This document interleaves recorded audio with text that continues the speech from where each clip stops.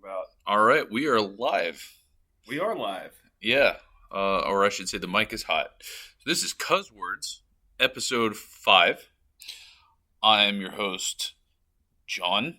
Nope, I'm Madison. Yeah. That's what we decided on. Every episode you switch back and forth. Swap back and forth. And I'm joined by my co-host, Michael. Maybe I'll call myself Ray.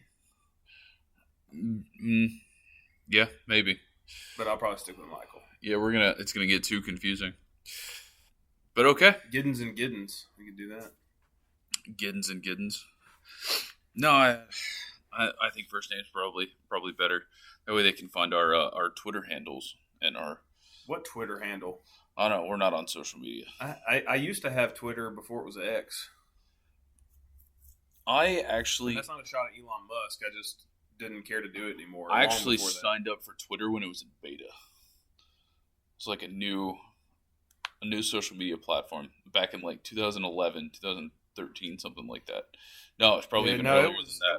It was earlier than that because I remember being my most active on Twitter, and it was like fully a thing, and everybody was doing it like freshman and sophomore year at college. So it may have been as far back before that. Honestly, I want to say it was like freshman year of high school. Yeah, I signed up, and I didn't do anything with it.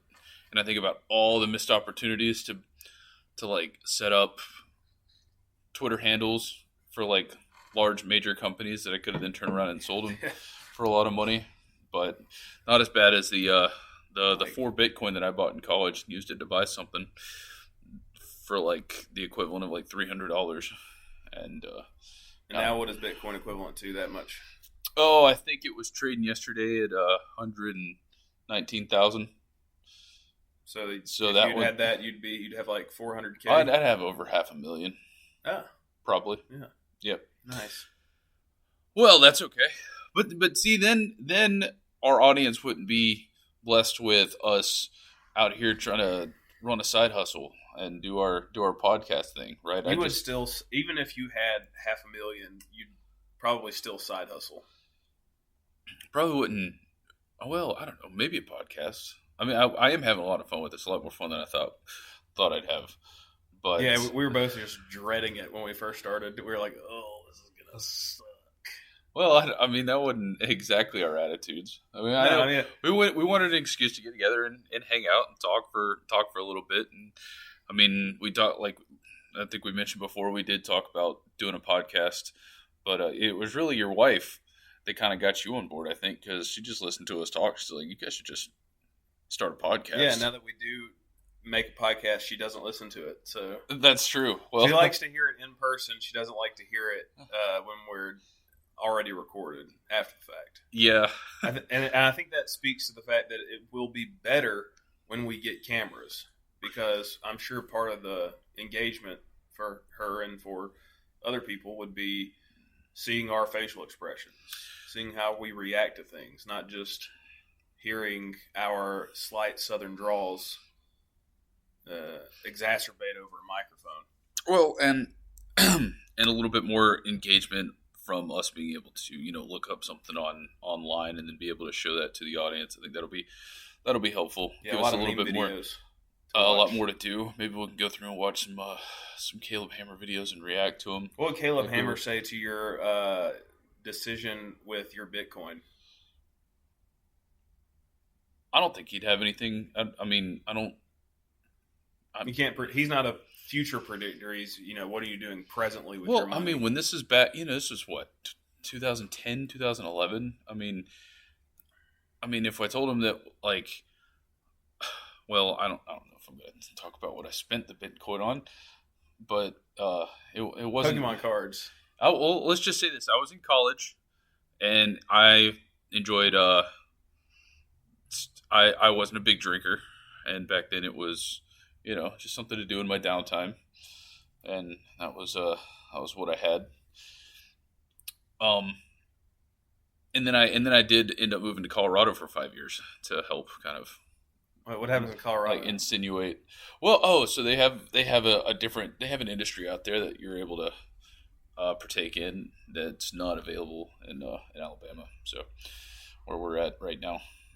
Is it Green Chili Farms? That's right. Yep, green chilies. Okay. I know. I don't know why is Colorado like the capital of the green chili world? Like Colorado loves them to put some green chili on everything. Green chili sauce. Put it on everything in Colorado.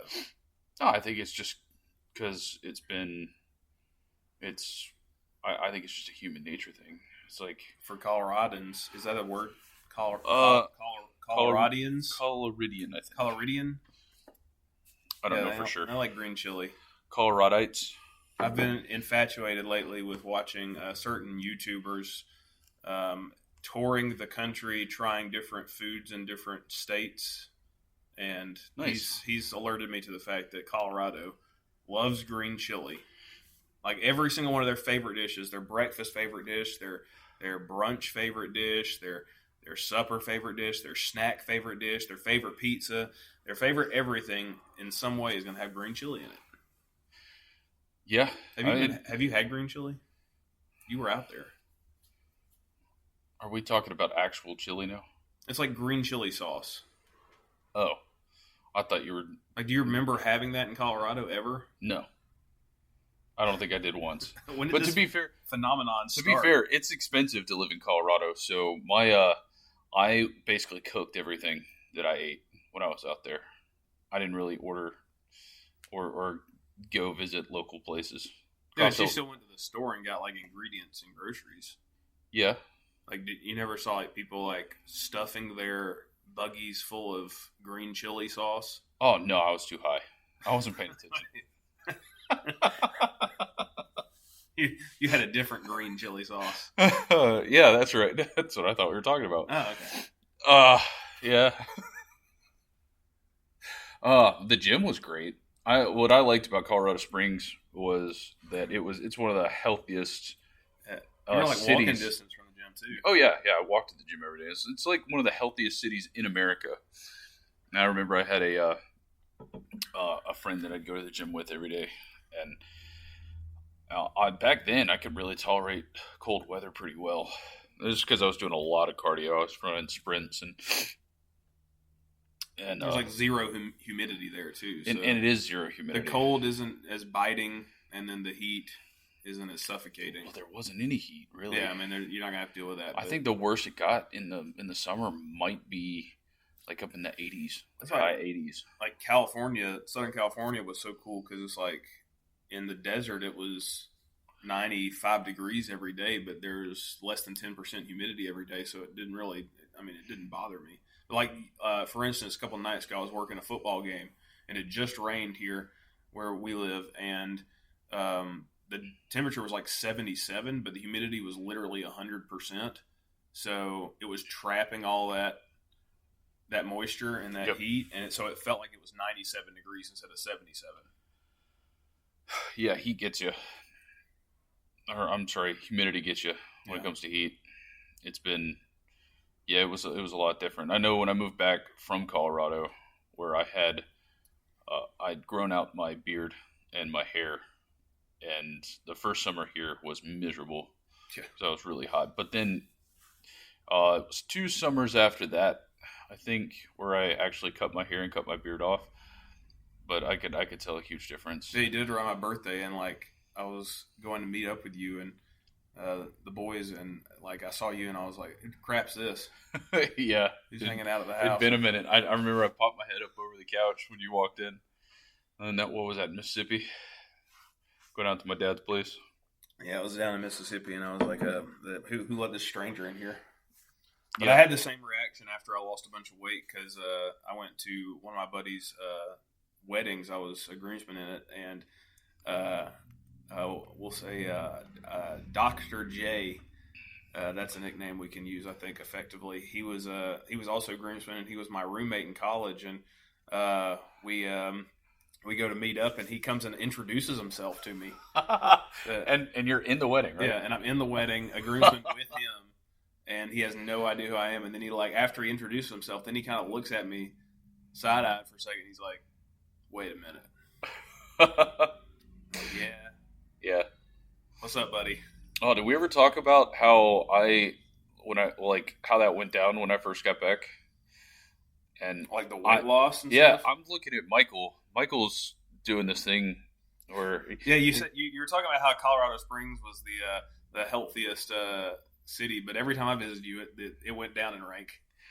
yeah, that's right. Yeah, you absolutely drug you skewed the numbers for the country. When I visit you, all I do is like slob around in the apartment and eat food, and we had to always go on like a Milo's and ice cream run to stock up before I'd leave. Oh, and take advantage of the lower atmosphere so that alcohol was a little bit more potent. True. Yeah.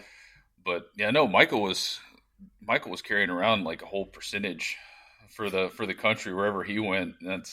It'd go down in health. Yeah, Alabama went up in health when I left, and then it dropped back down when I came. But I had to fix that. When I got back from when I moved back, and Michael and I were living together, this dude would stay up all night playing video games and then sleep all day, and healthy lifestyle. Yeah, going around. I don't know, what was your even go to for food at that point? I mean, what were you? I mean, I've always liked everything: pizza, burgers. But it was a lot of fast. It would be a lot of fast food, and then I guess whatever your mom was cooking. Which, I mean, she's never been a big cooker. She's gotten a little bit better over time, but the joke used to always be with Dad. It's like hide the Christmas presents in the oven because Mom won't find them there. Yeah. No, our grandmother definitely took care of the holidays, the holiday cooking. But I got back and I'm like, Michael, we got to change this. I remember I went to the gym for the first time when I first got here, and I said, hey, I live here now. I need to sign up for a year membership. He goes, you want to pay a whole year? Like he wasn't used to this concept of people actually just being committed to going to the gym. Yeah, most people start that January month and then they flake out. Yeah. He's just like, what? And I'm like, no, I'm serious. I'm going to be here every day. And he's like, okay, if you say so, yeah, I'll take your money. But then I started, just like I said I would. I was going in there every day. It's the only gym around. Where else am I going to go? Yeah, we have a few gyms where I live now, which is a town over from where we're at right now. But yeah, the options are pretty limited around here. But the gym that we go to is it's got everything you need for a smaller grunge gym. Oh yeah, it's nothing. It's no Planet Fitness. It's no 24-hour fitness. It's better than Planet Fitness. It's a hole in the wall, which is great, right? The and it lets you focus. Not a lot of girls work out there because there's not really a whole bunch of treadmills that are out in front of all the weights where they can show off. What you can't lock in. What's the term for that? Cardio bunnies. Yeah, cardio. I'm a cardio. Oh, bunny. I can, but I have noticed that when I bring other people to the gym, they're not able to really focus too well. I especially noticed it in Colorado Springs when girls would be wearing next to no clothes, and I tried to bring somebody to go work out. There's definitely a higher level of modesty around here than girls at the gym and guys at the gym than other parts of the country. Yeah, well, I would call where we work out definitely a guys' gym. Oh yeah, a lot more based on weights. Subscription percentages alone, it's definitely a guys' gym, but it's also, well, I mean, there are downsides to having a smaller gym. It's harder to replace equipment when it goes out. So like when we first started, or at least when I first started, there were 4 treadmills, and now we were down to 1, but now we've gotten up to 2. Oh, we also had a change of ownership since then. Change of ownership. Yeah, somebody else bought out the gym. And we've provided equipment for the gym over time. Yeah. I'm wondering how that works because we gave those to the old owner. We didn't give those to the new owner. Well, I guess if we gave it to the old owner and the new owner bought what the old owner had, then the new owner now possesses what we gave to the old owner. Yeah, it is kind of funny though because you'll walk around, you'll be using equipment, and then you'll just see somebody's name written on it. Like you know that somebody just brought it to the gym so they could use it during their workout, and then left it there. Oh yeah, it's but. When we first got back, Michael wasn't interested in going to the gym at all, and I told him that that's not going to do. There's no way. Michael, how much did you weigh at the time? The heaviest that I know of weighing at any point in my life was 313. 313. Okay. May have been heavier than that. Just didn't realize it. Where are you at now for context, since this is audio only? Well, currently I'm at like just under 260, but I used to be like 205. I gotten down to You 205, did get all the way down to 205, yeah. so I lost over 100 pounds. Yeah, I know that. you were pretty skinny, and you also hadn't put on too much muscle at that point. You've been Yeah. putting on muscle since. But when I first moved back, I had to get Michael first. I had to get him on a proper sleep schedule, which meant that I had to go down and bug him for an hour every day right before I was about to go to the gym. Oh, you remember the technique to Oh, wake me I up? do remember the technique. I would put on an SNES classic, Teenage Mutant Ninja Turtles, Turtles in Time. It's a throwback to childhood. And I'd have one controller. And I would throw the other controller in his hand. I said, Michael, are we doing this? Like, we got to get through this level. We'd play one level every day just to wake him up. I felt like Ray Charles playing those levels. Like, my eyes never opened. I was just listening to the sounds of the game and reacting based on that. Yeah, and that was part of the technique, right? I had to select something that I know he'd played a million times, so it wasn't anything that he couldn't do half asleep, right? I'm not putting him in the middle. I'm not dropping him in the middle of a Warzone, Call of Duty Warzone or something game. No, this was something he could just a Super Meat Boy. He could play half asleep, and then he'd start to wake up once we'd get to some of the harder levels. But then I dragged him to the gym, showed him how to do everything. He picked up on it pretty quick. I think he was a little rough with some of the equipment at first, but I had to. I think he did a really good job. A lot of people aren't super receptive to critiquing the form, and they're just like, he's not he wasn't one of those people where I'd get him in the gym and then he'd just be like, dude, I made it. I'm just going to pick these up and put them down. No, once he was in there, he seemed like he got pretty into it. And I did admire that about him for sure. Michael has always been the more athletic of the two of us, which seems a little bit counterintuitive. I've certainly had to try probably harder to get good at something than Michael does. Michael seems to have a much more natural ability to do just about anything he picks up. I've hustled people on basketball courts before, and that was at like a very heavy weight. Like, I'd go out when I was in college. I'd walk out on the court, Sperry's on, a collared shirt, khakis, and it'd be like, oh, this guy can't play basketball. There's no way this guy can do anything out here. And that would quickly change. Oh, he'd get 3 or 4 plays in. He'd get picked last, but he'd make the most shots. And I mean, obviously I haven't had like athletic triumphs to the point of, professional players or even, elite high school players or collegiate players. Like, I was always trying to balance the artsy side of things with the athletic side of things. So I always wanted to do both, like Troy Baker from High School Musical. But, it's hard to do that in real life. I mean, they don't stop basketball games so you can go be in the theater real quick and then go finish the game in the second half because the lights turn back on.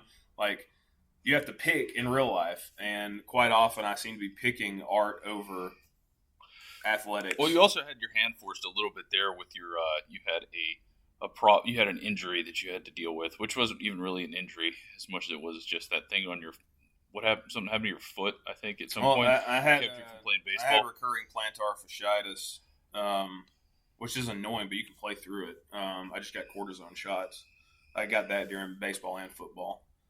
I had some like lingering issues that messed me up. I missed the majority of football season due to a pulled muscle in my back, and I had a baseball season kind of derailed one year because I had been abusing daily wear contacts, and it got to the point where my optometrist told me like if I did it for like another month, I would have probably gone blind in one eye. How do you abuse contacts? So they were, at that time it wasn't daily. Actually, it wasn't daily. It was 2-week contacts. Okay. So it was a pair that you should use 2 weeks and throw out. And I would use them for like 3 months at a time before switching to the next 2-week pair. And I did that for like 2 straight years. What was the reasoning behind that? You just forgot to keep track, or? It was probably to save money. Yeah. So basically, what you do with water bottles now, when you're buying your gallon jugs. Well, I don't do that anymore. That's true. You do. I've got my own jug that is, that changed right around the time you got married, huh? She's not letting you carry around I think. Well, I remember myself looking online and thinking like, there's like legitimate jugs you can buy and not just have to go buy one all the time. But I think she was definitely supportive of that. But I think I was the one that like brought up like, I want to get a real jug, and she's like, yes, right. Thank goodness. I'm tired. But she wasn't like demanding that I go get a new option. It was more like oh, you came with this idea yourself? Well, I'm sure I'm glad. She didn't have to live with you when you were going in between wash cycles for your shaker bottles. Oh, that hasn't really changed. I try to do a better job on a daily basis of cleaning it out after I use it, but like those things still smell terrible. I don't know if there's really a way around it unless you're literally like running it through the dishwasher after every single use. Oh, there's ways around it. Because see what you do is you finish and then you just leave it sitting there. No, I go clean it out and it still smells bad. Are these ones that you've let sit for a while in the past? They have, and I've also done like vinegar rinses, and I want to do hydrogen peroxide rinse, but we didn't have any. But I mean they get cleaned out a whole lot better than they used to, but they still they are very quick to smell bad, which is unfortunate. But I kind of have become immune to that smell, so it doesn't bother me. And I mix up the protein that I use too. I don't know if that helps at all, but might help a little bit. I think if you're always using the same thing over and over, it's more likely to smell that type of bad. But if you use if you're mixing up the proteins, it's maybe gonna smell like a combination of things and won't be so bad one way. I don't know. Is that scientifically accurate? It seems like a good bridge into mystery eggs. You want to explain to the listeners what mystery eggs were? So I'll give a little bit of context. I used to eat a lot of eggs when I first moved back from Colorado. Like I would just cook up some scrambled eggs every day. I always found that was very helpful in my recovery process. Michael decided that he also wanted to. Well, for a while there, you were just cooking for the both of us. Like when I first started working out, you were like, "I'm gonna cook you a steak. I'll make some extra broccoli and some extra eggs. You can have some." That is true. I wanted to make sure that it was as easy of a transition from not working out into working out for Michael as possible. So once I started on that path, then you kind of let me go my own way on nutrition and whatnot. And I was like, well, I enjoy eating eggs. I mean, I may not cook a steak every day and broccoli every day, but I can do eggs pretty quickly, pretty effectively. But I did get kind of tired of the daily, I'm just cooking eggs the same way every single day. So I'm like, I got to change this up somehow. And I didn't really know how at first. So I started pretty basic, trying to change things up, just cooking the eggs a different way. We could go scrambled, we could go fried, we could go over easy, whatever else. But I'm like, man, I can add some ingredients to this. So I started adding some ingredients to it. And some things I liked a lot. So I noticed that we had an overabundance of just random things at our grandmother's house.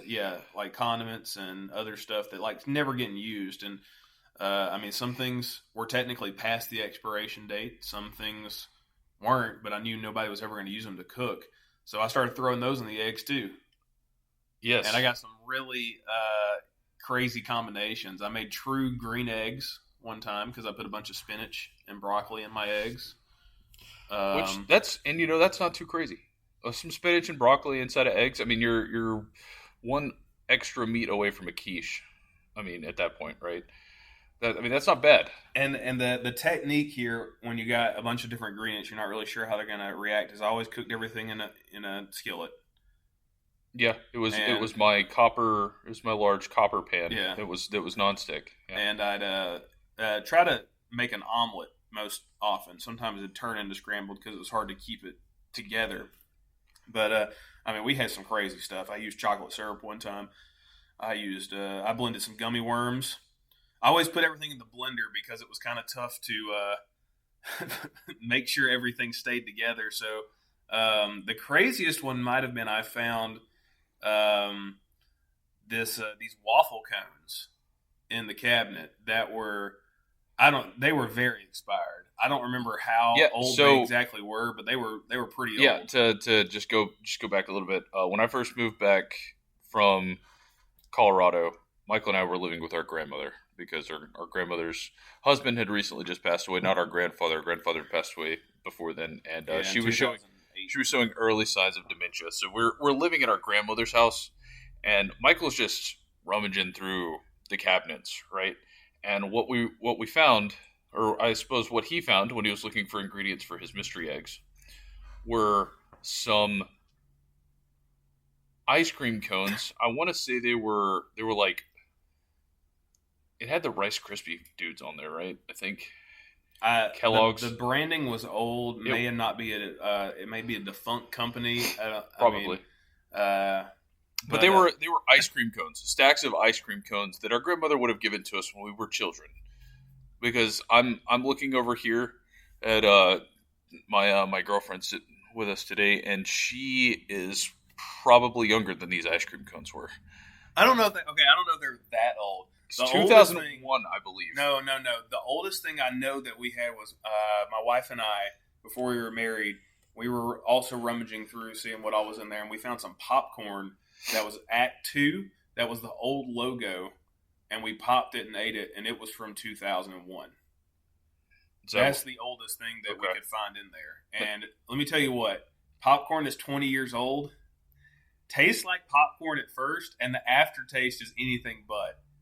It had this nasty chemical taste that I've never experienced before, and we both just agreed to throw it away immediately. Yeah. And that did not go in eggs. Okay, but these ice cream cones did. Yeah, they're not even waffle cones. They're not even waffle cones. They're just ice cream cones. Ice cream cones. Yeah. They're like flaky. They're just like flaky type ice cream cones. Those chunky ones that kind of act like those wafer cones. They were like maybe 5 to 6 years old. No. I don't think they were more than 10. But I think they were somewhere around 5 or 6. Brother, I want to say it was the only other date that comes to mind is 2007. So I think we're looking at 11, easily 10-year-old. I will give you they were 100% past the expiration date by multiple years, and I put them in the blender with the eggs, blended them up, and let me tell you what, it was not bad. You know what it turned into? It turned into egg pancakes, and I put syrup on top, and it was one of the better things. Once you drained all the juices out, because I remember when you were cooking this, and I walked in, I'm like, what is that smell? What are you making? And then he's and then you were showing me, it's like, yeah, use these waffle cones. And I remember looking at the box, and then I think I just turned around and walked out, because at this point there's no arguing with the man. He's like, I'm set. I'm gonna do this because it's just one of these quirky things about Michael for sure. I like experimenting. I like to see what I could make, and I'm not gonna. I mean, look, some of the things I made were gross, and I had to just put them down the hatch. Yeah, you would put like full garlic cloves and chocolate syrup in sometimes. That's an interesting combo. I don't not know at the same time, but these are things that made it into the eggs. Yeah, there's not too much that didn't make it in. No, and I mean, if it was in the kitchen, there was a chance it was going in the eggs that Michael would make. I was always sure, if there was an ingredient that I thought, or like a leftover that I thought that you might want, I wasn't just going to throw that in there. I was coming to check and make sure, you don't want this, do you? Oh yeah. But if they were your leftovers, you had some Chinese food. It's like, I'll make Chinese eggs today, and he'd throw them in the blender, and then he would just throw it, and then he would blend it, throw it in the pan and cook them up. And it was, I don't know. Michael, he's like, I got to make sure I eat these eggs, but I don't like just eating eggs every day.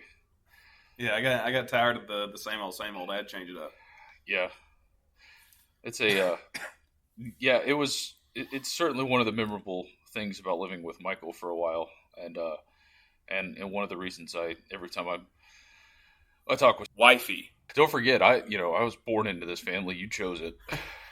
And I can kind of see it on her face. She does one of those half like, yeah, Yeah, you're. yeah, I understand that. And I think she understands get it. Every time I say it, I think she understands a little bit more. I mean, she knew it was dangerous getting in the whole thing when she learns the backstory of my parents, and they're like, "Yeah, we don't think we're related because we got different color eyes." That's the story of my parents. My mother and my father, both last name is Giddens. Yeah, I think this is the first time the audience has heard about it. I don't believe we've talked about it yet. It's the truth. It is true. Yeah. So that is one of those things. According that to was my dad, actually my last name should be Gideon. If you go back to episode 0, that was actually the thing I wanted to bring up on camera. I beat you to it. Yeah, there you go.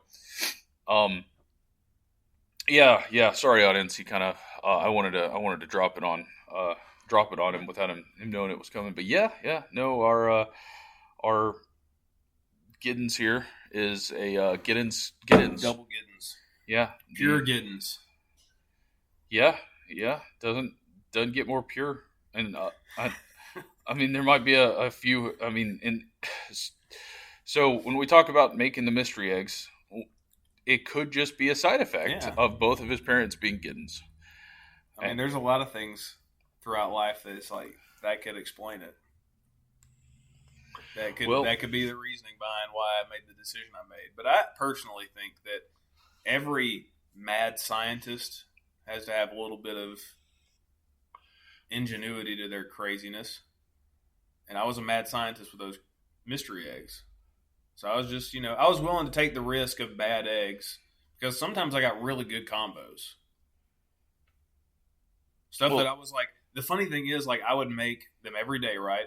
And I'd understand it. I'd be like, all right, this is not good. If it was so bad and so unique, I might try to get somebody to try it, like get you to try it, or anybody else that might be over at the house at the time. But if they were really good, I'd also get people to try it. But the reputation of them being bad overwhelmed the idea that they could ever be good, so no one was ever willing to try any of the iterations. And of the sometimes the house would just smell. That's just what eggs do. No, not like that kind of smell. And sometimes the house would be smelling so bad, and he would insist that what he made is like, yeah, I know it doesn't smell great, but it tastes fantastic. Yeah. And I couldn't even. I would lose all my appetite just from the smell of the house. And why? And so what is so wrong with just having regular eggs and bacon? Nothing's wrong with just having regular eggs and bacon, but I just don't want to eat it every day. There are also other foods. Yeah, but I wanted eggs every day. But I didn't want eggs cooked the same way every day. Okay. Oh, well. Anyway, those are some not so fond memories. I mean, we had a lot of good times living together. I mean, we would have basically a podcast episode that would probably go on even longer than our regular podcast episodes every night, just us talking to each other and BSing about stuff. Yeah, or just reacting to whatever we're watching, which I'm sure if we ever get a proper setup, we're gonna do exactly that, where we watch things and react to them. So, talking about the proper setup, I think we've got some things in the works. We're working on getting something going. Probably have a more of an intro thing. I do think it's important for us to get something large enough where we could bring on some guests if we wanted to, and that way we could have mystery guests. Yeah, mystery guests with trying Michael's mystery eggs. Now we'll get Teach, Frogman, Preacher. They won't try it. I already know. Actually, but I'm just if saying, if I tell Preach that there's a protein in the eggs, then he'll probably try it. Yeah, no, Preach has gone. He's gone wild with his workout stuff. So, as you can imagine by his name, he works as a preacher. So he gets to work a couple hours a day, but he starts off his morning every day by going to the gym, and then I think he gets a little bit of work done, takes a nap, goes back to the gym, gets a little bit more work done, takes a nap. I don't know if he's on the 2 a day regime right now. Well, he's but getting the pretty most big. willing to still do that at our constantly ascending ages. He's still the one that's more likely to do that than any of us at this point. I mean, it's admirable where he's come. I started this whole trend of working out here in the boys group. Now everybody's kind of gone off, done their own thing. I step back and look at you guys, and I'm so proud of where I've led you. You just turn into a sensei monk in the gym because you're just over there, not actually really working out. You're just spinning your stick. I mean, I know it's a workout. And you've taken the steps to make it even more of a workout because you've recently bought weighted sticks. Yeah, but you don't really typically follow any sort of a routine or anything. I do. I know you're not in there with me, but I'll do about 20 minutes with the stick, and then I'll go into more of a regular workout after the fact. What are you hitting right now? I just rotate body parts. Just like a leg day, and then I'll do a leg day, chest day, arm day. But I will tell you, with these new weighted sticks that I got, it's arm day is always tough because these things are hit, I'm waking up sore every day right now. Are you still doing the 10-pound weighted stick? Yeah, the plan is, because the one I was using before was only 5 pounds, which is not even. I mean, we're saying stick, but it's really just a workout. Bar. It's a workout bar, and I'm spinning it around. It's just more fun to say that you're in the gym just all willy-nilly spinning your stick around. Yeah, I mean, there's nothing wrong with standing in the corner of the gym playing with your stick. Yeah. Okay. I mean, look, people come and go, but your stick stays. Yeah, and I mean, women like a guy with a good solid stick. Know how to handle it. And know how to handle it. Yeah. That's right. And yeah. So the one that I was working with before, which was more of just kind of like a small home bar that I would spin around. That one weighed about 5 pounds, and I've been using that for years now. And so I was looking through online. I'm like, this thing's just too light now. It's just too easy. It didn't even feel like a workout anymore. It's just like routine at this point. So I wanted to get something a little bit heavier. So I bought another 5 pound. I bought a 10 pound and a 15 pound. My goal, and they go all the way up to 35. I bet you can find higher than that. Maybe not with that brand. Maybe not with that. Yeah, I mean, technically possible. You could start spinning. I mean, if you go to 35, if you could find a 40, then you could just spin the barbell. It's too long. Those things are the biggest you should really go is your height and not any bigger. Otherwise, you're going to risk, bumping into the ground when you're spinning it around. Yeah. But the goal is to just slowly raise the weight up. And I have noticed it has done wonders for shoulders and biceps. And then my grip strength is insane. Yeah, I saw you showed me the callus you were developing on your hand. Yeah. From spinning it. I've noticed since I've started trying to improve my preacher curls, my grip strength is much better than it used to be. Because I think preacher curls and hammer curls target the grip more than standard bicep curl. Somewhat. With and then it was Teach that got me turned on to the idea of when you're doing back exercises, use a grip assist, and then you get to focus on your back more, and that's been a game changer for me. So when I want to like them, but I just don't. Try it on pull downs. I did. Get the hooks. Try it on pull downs. I tried his, but go heavier than you normally would, and heavier than your grip would allow, and you'll realize that you can actually pull more weight that way. Yeah, I gotta try them again sometime when we're working out together, but I just didn't get it. I didn't like it. Pull downs and low rows are great. I imagine they're good for deadlifts too. So I don't know. I'm up in the air on deadlifts. I think I'm to a point now where after my back injury that I had, I guess it would have been late last year or later last year, I don't go too heavy on deadlifts anymore. And so I just do deadlifts for maintenance. probably won't go above 265 pounds. Yeah, we're getting to that age where it's like we want to push ourselves, but like unless we get on gear, which I don't think any of us plan to do so, No.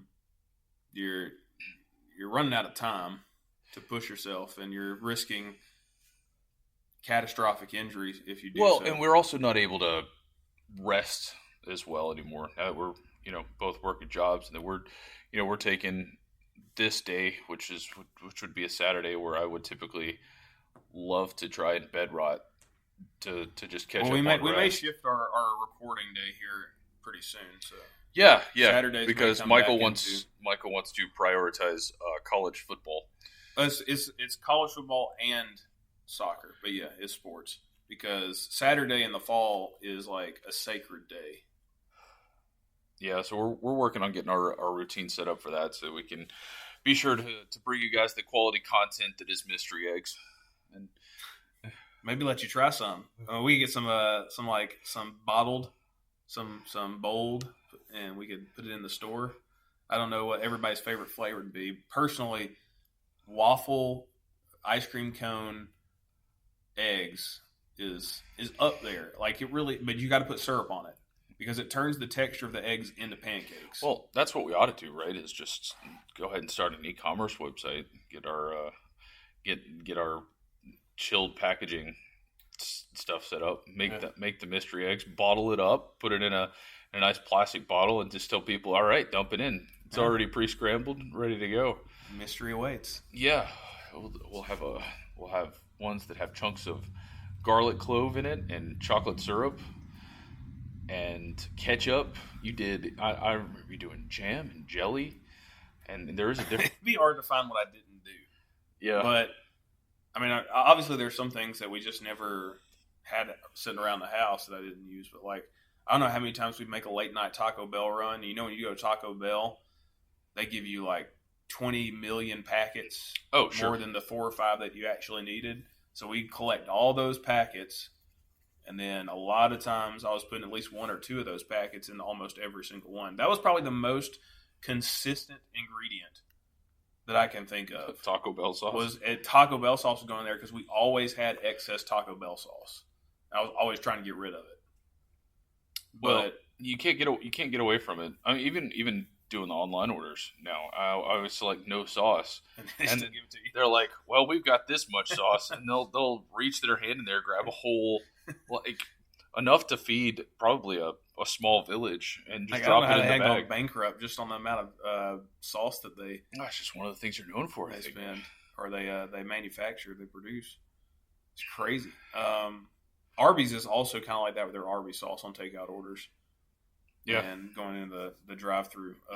That was probably up there as well. I'd say Taco Bell sauce 1, Arby's sauce 2, and not quite sure what like a top 3 in terms of what was making it in the mystery eggs would be. But I would put Taco Bell sauce 1 and Arby's 2. Yeah. I know you also got on a kick there where you're eating a scoop of jalapenos before a workout. I was eating jalapenos, but the worst one was I was actually eating a garlic clove before a workout separately. Yes, and that caused issues. That was so funny. My cousin, he's like, well, I've been dealing with this acne stuff for a while, and it's all back. Like my face has avoided it, but I've got scarring from the amount of acne on my back. And he read somewhere online that a little bit of garlic is healthy for your skin, can help clean out the pores. So, and he's like, well, I sweat a lot at the gym. So what I'm going to do is I'm going to eat a whole thing of garlic, a whole thing, and like a whole clove. A whole clove, yeah. Of garlic. Not a section of a clove, a whole clove of garlic. Go to the gym. And I guess his nose just became numb to it out of just pure like overstress, because he would get in the gym and it would smell up the whole gym once he started sweating. I mean, it got to the point where the owner of the gym, who was constantly struggling with his wife to get her to work out, this was the previous owner, he would constantly be struggling. He'd be in there trying to get his wife to work out. And she refused to work out if my cousin was in there because of how bad he smelled. Now, the owner came up to me one day. He goes, "Something's wrong with your cousin." And I said, I'm aware, but what are you talking about in particular? It told me, he's like, he smells so bad. The funny thing is, like, one time, I don't know if he like tasked you with talking to me or what, but like eventually he just came up to be himself one day, but he did it like in front of other people, and he's like, "You've been trying some different deodorant lately or something?" And I'm like, "What do you mean?" He's like, "I just, it smells a little extra," and I'm like, and I immediately knew. I was like, I think it might be because I've been eating garlic. I think he did that after, because I think he came up to me and I said, "I bet I know what it is. He's been eating this stupid garlic stuff." And that was at a point where I was working at a job, and I think we were going to the gym at different times. I was going earlier in the morning. Michael was going later.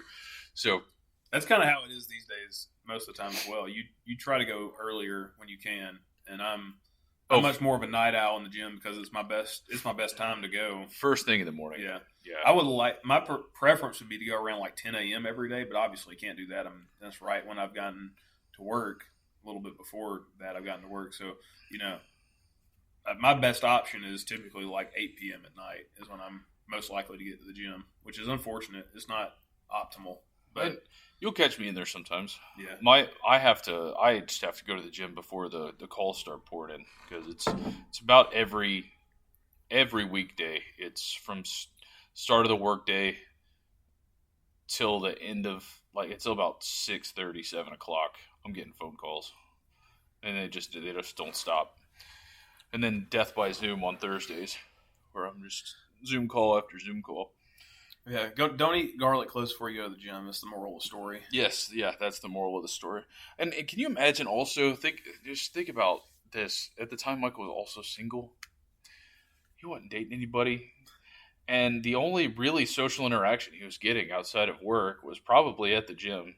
And at least in person, because, I still was a gamer, so I was going home playing games online with people. But yeah. Oh. I mean, I definitely got other social interaction from like theater and stuff like that. And I was trying to play different like rec league sports at the time, some adult leagues. That's true.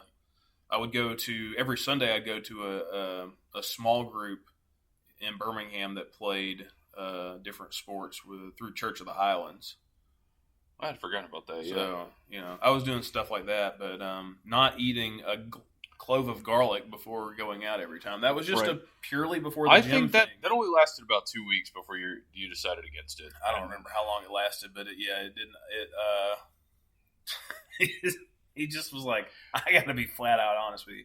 This is terrible. I don't know what you're doing. You got to stop doing it. And I'm like, all right, I think I know the problem, and I'd stop doing it, and everything was fine. But he did it in front of like a girl in the gym that I thought was kind of cute. Oh, was this that girl that with the curly hair? Yeah, I think so. Oh, that's pretty funny. And so I was kind of like, that was kind of embarrassing that he could have done it in front of about anybody, but he did it in front of her, and I was like, well, here goes that. Well, that's okay. That's all right. It worked out for the best. She didn't have much for personality anyway. You wouldn't have clicked with her. Yeah. And I, well, it all worked out. And you still go to the gym. New owner there now. Nobody remembers this. Yeah, I might try to do it again. Everybody's forgotten about it. You're like, look, I did this. I had to go through this with the last owner. It was highly successful the last time I did it. Yeah. Oh, man, that was something. You've been doing anything with games lately? Like with video games? Yeah. Anything new that you're excited for? Anything coming out? I don't even keep up with new things anymore. Like, I've been so burned in the past by like getting hyped up for something that I've seen at one of these game conventions. Oh, or something. Like No Man's Sky. No Man's Sky. No Man's Sky was so MCC. No Man's Sky was so funny to me. I'm looking at this game and I'm looking at all the promises they're making. I have a rough understanding of where technology is at, or is at in 2011, 2012. And I'm like, this game is not going to be what they promised it. I mean, it sounded pretty outlandish at the time. It was like, this is a feat if they can pull this off. But they were talking about how it was, they've been working on it for so long, and it still didn't come out, I don't think, for another like 4 years after it was announced. So it's like. But when you pre-ordered it, I'm like, I'll let you try it, but I'm not going to play this. Yeah. And it came out, and you're like, I got it. And you were like super hyped, and you were playing it. And you're like, it's kind of lacking. Then you were reading other people's reviews.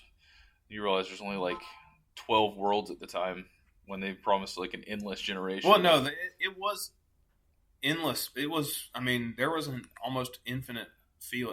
Not technically infinite. It was like an absurd number, though. I can't remember, like 19 trillion planets or something. There was nothing you could do. But yeah, they were all very similar in nature, and there was nothing to do. The storyline was as bland as it gets. It had a lot of hype, and it fell flat. And Starfield did essentially the same thing. And I will give credit to both these games.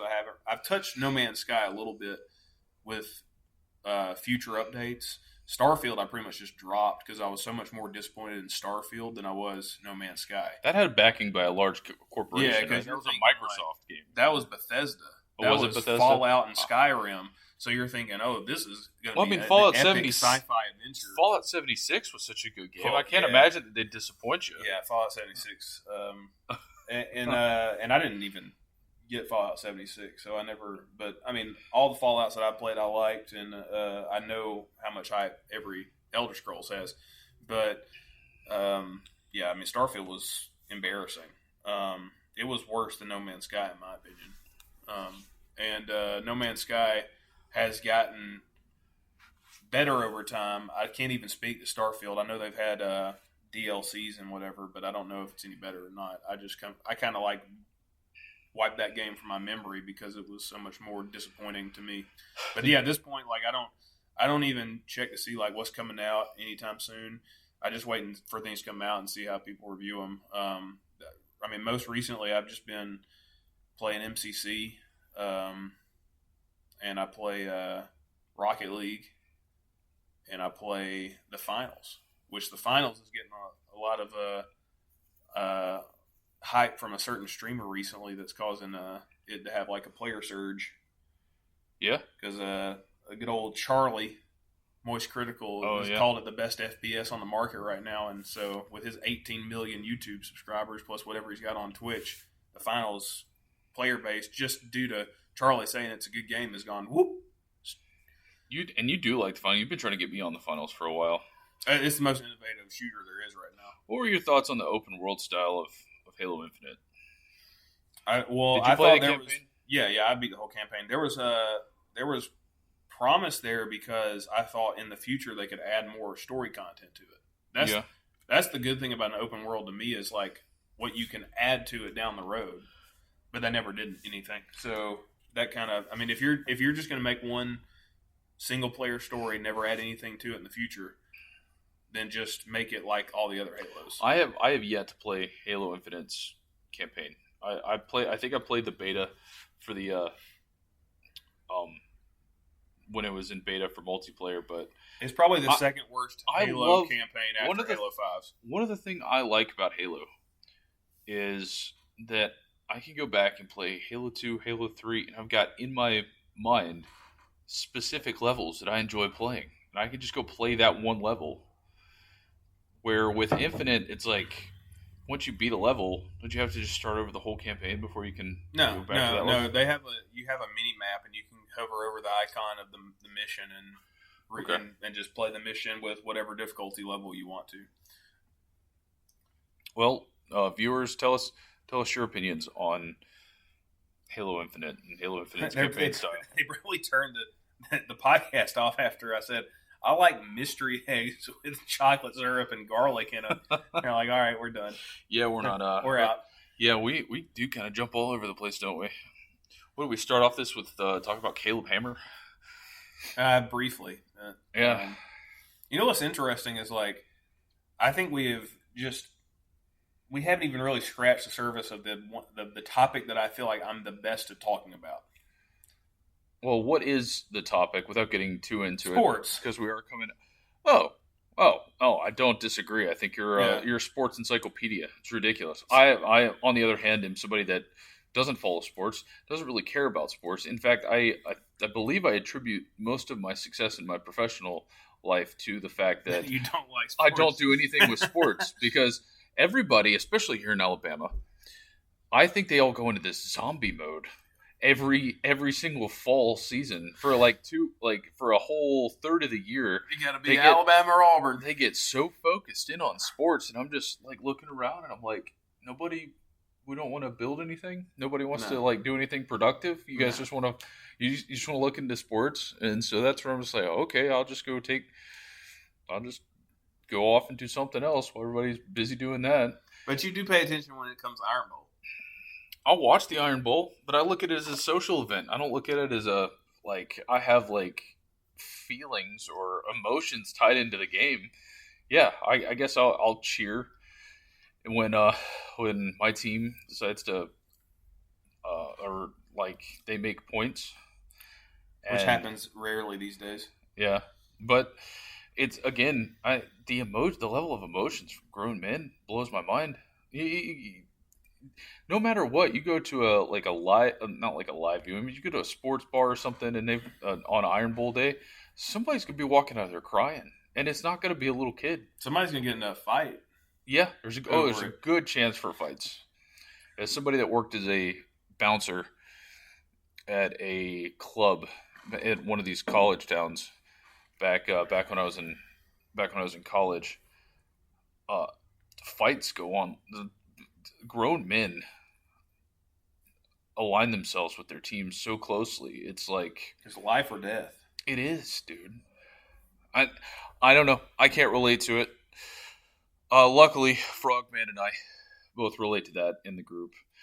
And Frogman probably dislikes sports more than you do. If I had to guess, I mean, I wouldn't say I dislike sports. Yeah, that's what I'm saying. Like you're kind of indifferent to it. You don't understand the passion. But I feel like Frogman's actively like, why, like, this is just stupid. Like, why do y'all care so much? I don't understand, and it bothers me. And I was that way for a while, but then you kind of get past it. It's like, okay, if they're having fun, if they're enjoying themselves, like it almost gets to the point where I almost get a little envious. Envious, maybe it's not the right, maybe it's jealous of people that can feel that level of emotion. Because I mean, nothing makes me as emotional as some of these grown men that get into sports, and it's almost kind of it's like this, like, I'm missing out on something. It almost feels that way sometimes. And I've tried really hard to get into it, but that just aligning myself and getting that primal, like, this is my tribe feeling. Yeah, I mean, part of it comes from your personal experience in sports. I mean, I never played for my favorite school or my favorite professional team, but I did play team sports for the majority of my adolescent life into teenage years, all the way until I played on teams even as an adult. Obviously, the stakes aren't as high, but you get that empathetic feeling of, like, you know what it's like to play for your team, win for your team, lose with your team, and you have that shared experience with other people that are also rooting for the same team as you. Yeah. And you were never big into team sports. I didn't play team sports. No, I did boxing. That was kind of my thing back in, which is, in case any of the listeners aren't aware, there's not too much of a team element. Yeah, I've never heard of like a tag team boxing match. Yeah, that's not so much a thing. And even in Smash, which was your favorite, I think, competitive video game, it's a singles competition. You do have doubles, but I think you were more of a singles player. Oh, you could say Halo. You could say there's that team element in Halo. Yeah, which I was way more into Halo than you were in terms of competitive. You were into the social aspect. Halo, like, you loved custom games, you loved modding, you loved campaign, but like, I was the competitive player. I would say I kind of drag you into competitive. I would say, yeah, I enjoyed competitive for the social element of working together as a team, but not because I really cared a lot. I was very much, well, we tried our best, guys. Yeah. That was a fun game, and if we could honestly say that we tried our best, I was happy. Michael would. I was nitpicking Man, the plays that happened. He gets so bummed out. He'd be like, "We lost." Oh, I was trying the things that I was okay with losing when the team was better, but it really frustrated me when we if we ever made just like really boneheaded plays or something, and we could have won games that we didn't. And I didn't want to go full blown film study. Like, I knew that nobody that played with me cared enough about it to do that. I was just jumping to theater mode and go back and watch every play of the game. But like I just wanted to, like, let's just talk about what happened and like see if we can understand what happened. And like, even most of the time people didn't really want to do that. That's what would really trigger me, would be like, I just want to let my like competitive brain just work through what happened, and people are like, nope, just move on. It's over. It's a game. It don't matter. And I'm like, that would like just like wrinkle my brain and twist it to the point of it. I not being able to take it. The majority of people were just like wanting to clear their mind of all the bad stuff that happened and just try to focus on going to the next game. Yeah, I wanted to talk it over, so I tried to make sure that didn't happen again for us. But that it just didn't. It wasn't going to happen. It was like, let's just go to the next game. I'm like, whatever. Yeah. And it would bum Michael out to the point of sometimes he would just, if you lost 3 games in a row, he would want to get offline. Like, yeah, because it's like we're not getting any better. We're not fixing anything. So what's the point? I liked objective style games. I like to always play the objective.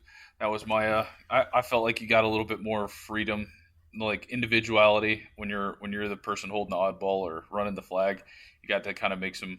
There's the right moves and the wrong moves to make, but especially oddball being probably one of my favorites, where it's a lot about just juking out the other team and like making calls that they're not looking for. Oh yeah, I mean, objective game types are objectively better than I think slayers in games, because that's a very simple goal. It's just, kill the other team and don't die yourself. While having an objective to work around is always more complex, and therefore creates for a more fun experience, I think, than something that's just basic. Oh, making me want to play some Halo. You know what I like doing more than playing Halo at this point, because I'm not that big of a fan of the current Halos, is watching competitive Halo, which I still do. I still watch as much. It's my favorite esport to watch. If I have an opportunity to, anytime it's on, I'm still going to. What do you? You're Infinite or? Yeah, it's Infinite right now, and I don't know what's going to change next year. They announced that it is probably going to change in some capacity.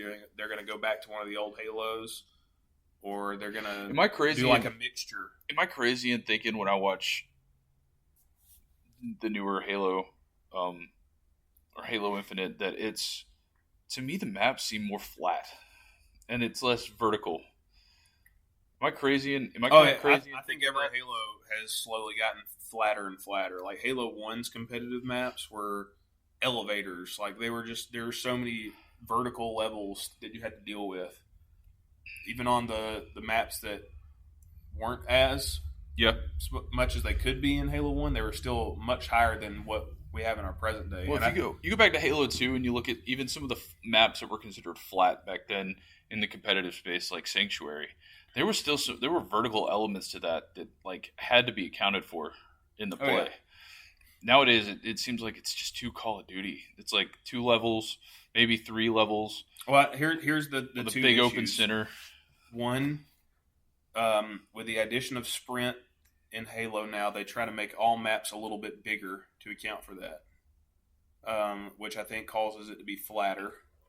2, map design in general for competitive shooters, or really any competitive team-based game, has for some reason across the board gone to the idea of you need 3 lanes, which was popularized by Call of Duty.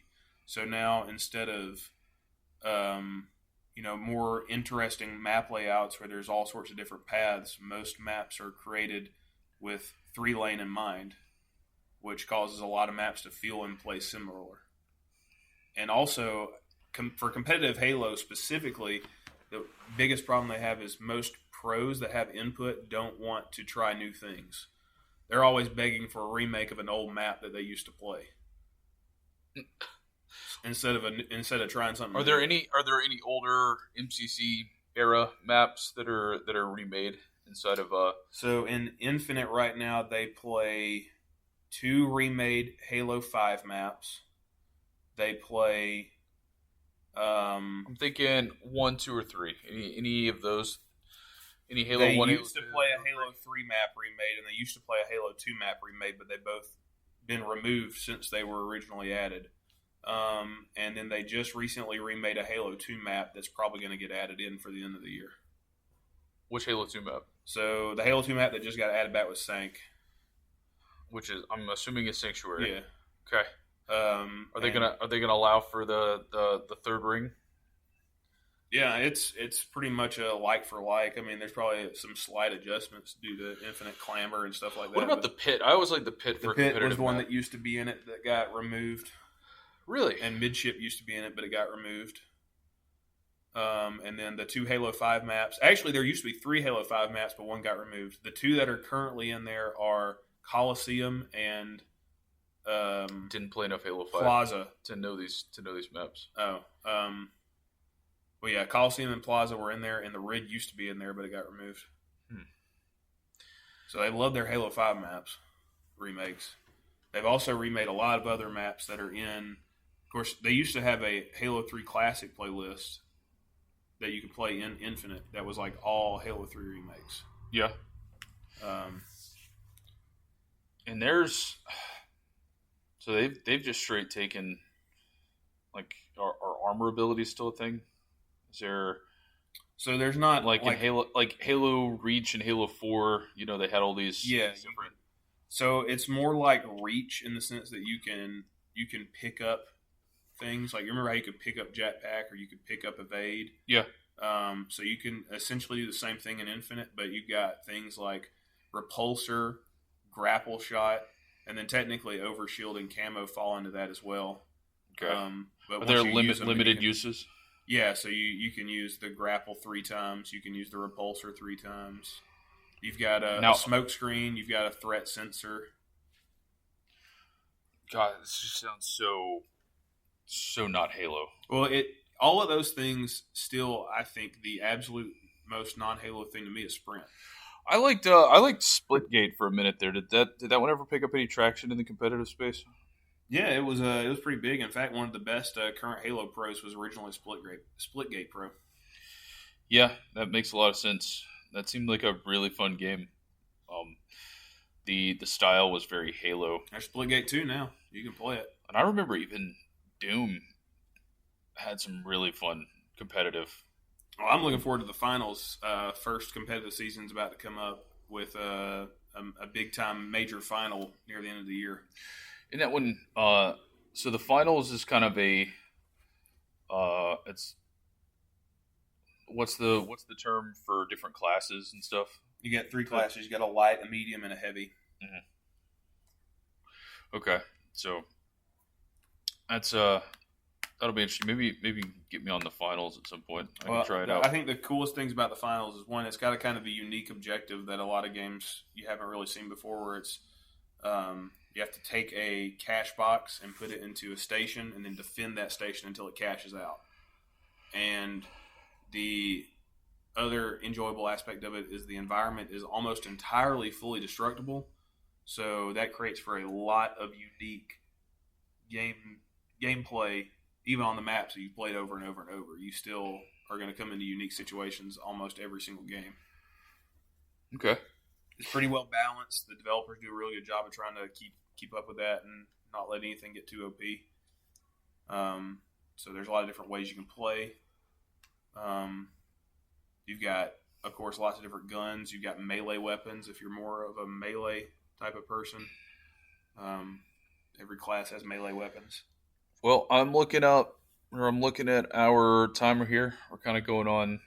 Yeah, we've hit the time. Yeah. I still got to go to the gym today. Talk about the gym. Yep. I know you showed up in your tank top that you and bought. My team garb, because I am one of those adult men that has cried over games before. Yes, yeah. The 2013 national championship's the one that sticks out in my mind. Plan is, as of now, we're going to keep it pretty regular, even during football season. We're just going to have to find a different time to have the conversation. Who knows? Maybe we'll. We also have this large TV in front of us. We could put a game on and still do the podcast. Now, I'd prefer not to do that during my team's game. I imagine that if there was a game playing, your I started commentating the game. You're like, what did they just do that for? Look at this guy just did. Listen, everybody, this guy just ran this play. He should have clearly. They should have known about this guy. We got to stop and talk about this. This opponent's, yeah, exactly. Would have been a lot of that, and then I'm going to be lost. I don't even want to. I'd almost prefer to not. Like, we could probably put on anything else on the TV, but anyway, that'll be us wrapping it up for today. That was thanks for joining us for Cuzzwords episode 5. Episode 5.